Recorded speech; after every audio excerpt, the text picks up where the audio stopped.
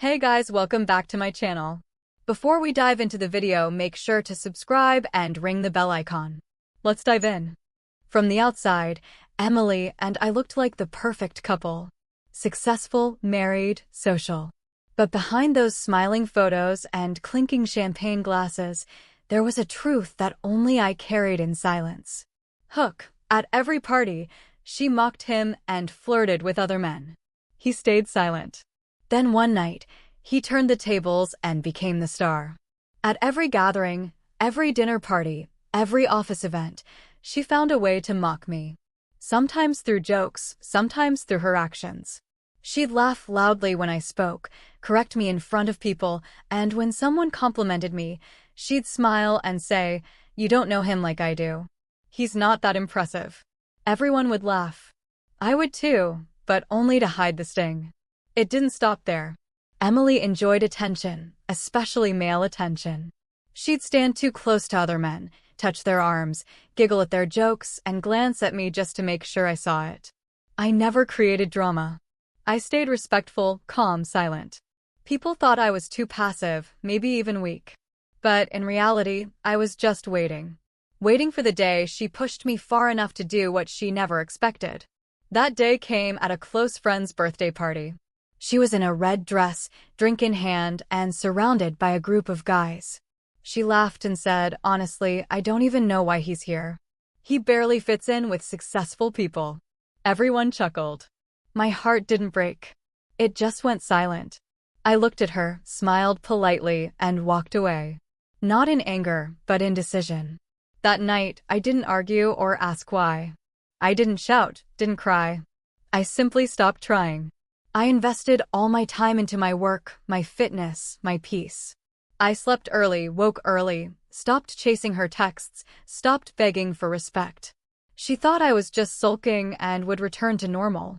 She was wrong. I wasn't reacting. I was changing. Weeks turned into months. Business took off. I started receiving invitations, not as Emily's husband, but as the guest of honor, the speaker, the man people wanted to meet. I was no longer standing in the corner of rooms. I was at the center of them. While she was busy seeking attention, I was quietly earning respect. One evening, I attended a business gala alone. People greeted me with warmth, admiration. Cameras flashed. Journalists asked for interviews. And then she walked in. Emily, expecting me to be standing behind her like always. Instead, she saw me surrounded by people who valued me. People who actually listened when I spoke. For the first time, she was the one standing alone. She tried to approach me with her usual confident smile, but I was no longer the man who chased her presence. A stunning businesswoman, Clara, walked up beside me and said, "Ready? They're waiting to hear you speak." Emily's smile vanished. I nodded and walked forward with Clara, leaving Emily behind. Invisible in the same crowd where she once made me feel small. After my speech, Emily finally caught me alone and asked, "Why are you acting different? You're ignoring me." I looked at her calmly and said, "No, I just stopped giving attention to someone who never valued it."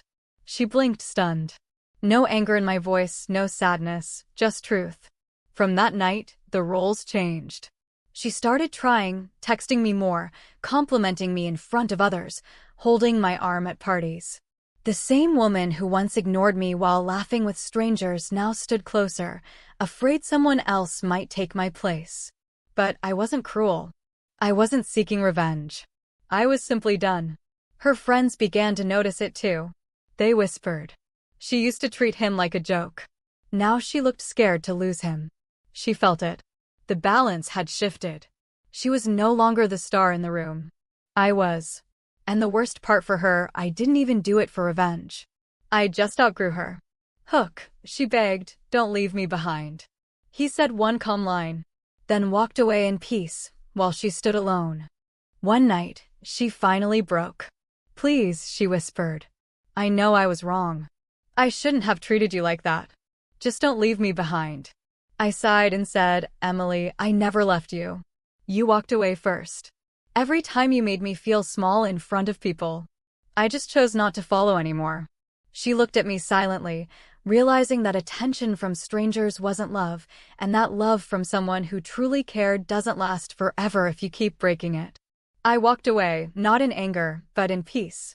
And she finally stood where I once stood, surrounded by people, yet completely alone.